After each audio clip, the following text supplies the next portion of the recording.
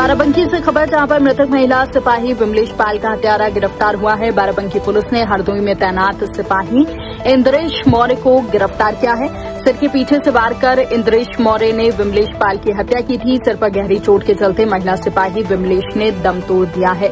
विमलेश पाल ने 2024 में हत्यारे सिपाही इंद्रेश के खिलाफ नगर कोतवाली में रेप का मुकदमा दर्ज कराया था।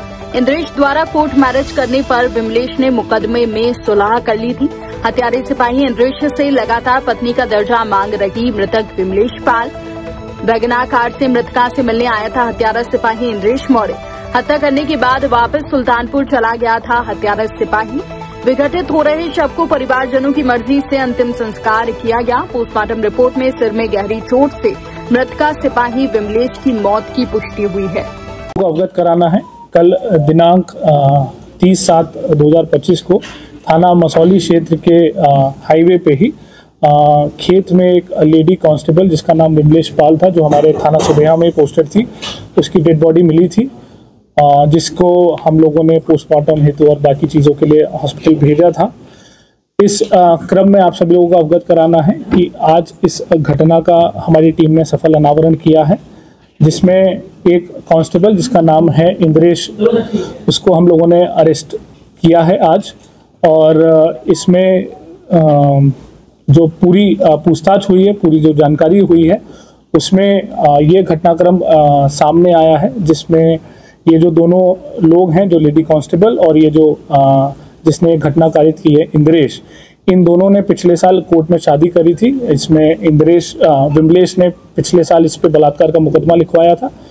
उसके बाद इन दोनों ने कोर्ट मैरिज कर ली थी और वो बलात्कार के मुकदमे में क्लोजर रिपोर्ट लगी थी।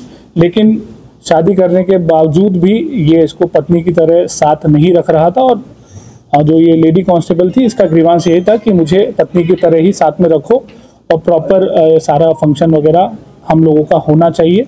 इसी को लेके ये परेशान रहता था, क्योंकि ये इसको पत्नी के तौर पे नहीं रखना चाहता था। और इसी क्रम में इसने ये प्लानिंग करी कि इसको कैसे मार दिया जाए, क्योंकि ये यहाँ पहले भी पोस्टेड रहा है। ये जो व्यक्ति है इंद्रेश, यहाँ पहले बाराबंकी में ही पोस्टेड था, तो इसको सारे रूट वगैरह पता थे और इसको टाइमिंग भी पता थी कि कब जो रोड है वो सुनसान रहती है, कब पुलिस की ड्यूटीज़ कहीं और रहती है, कब ज़्यादा व्यस्तता रहती है। उसी को ध्यान में रखते हुए इसने ये प्लानिंग करी, जिसमें दिनांक 27/7 को संडे था। उस दिन रामनगर जो लोधेश्वर महादेव मंदिर है, वहाँ पे भीड़ रहती है और वहाँ पे इस महिला कांस्टेबल की ड्यूटी भी लगी थी।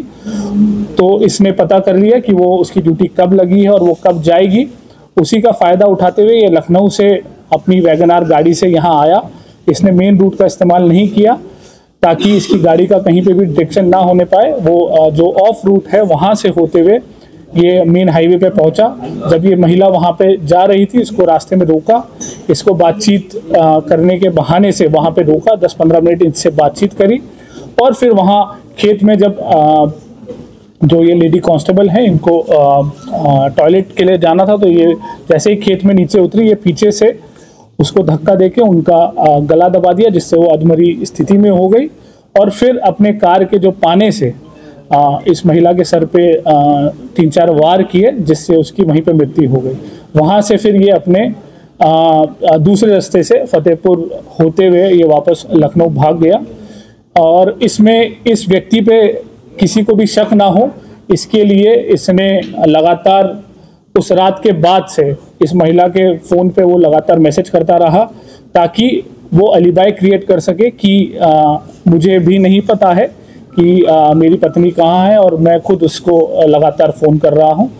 पर इसमें हम लोगों ने सारे साक्ष्य संकलन किए, जिसमें तमाम CCTV फुटेज और BTS और सर्विलांस का इस्तेमाल करते हुए हम लोगों ने ये चीज़ और एविडेंसेस निकाले हैं, जिसमें ये व्यक्ति लखनऊ से बाकायदा अपनी वैगनार गाड़ी से यहाँ आया। करीब हमारे पास 5 फुटेजेस भी मिली हैं, जहाँ बीच में ये जाता हुआ दिख रहा है। और फिर घटना कारित करने के बाद भी हमें CCTV फुटेज मिली है। इसके अलावा जो इन लोगों की आपस में उस घटना वाले दिन की जो बातचीत है, उससे भी काफ़ी हमें क्लू मिले हैं, जिसमें इसने शाम को 7 बजे इस महिला से बात करके उसकी लोकेशन ली और फिर अपनी प्लानिंग उस हिसाब से की।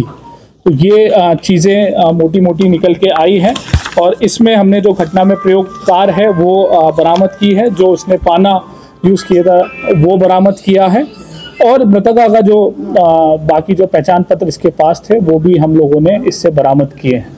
तो ये जो घटना है इसमें हमारी सर्विलांस एसओजी और थाने की टीम ने काफ़ी मेहनत करके काफ़ी चीज़ों पे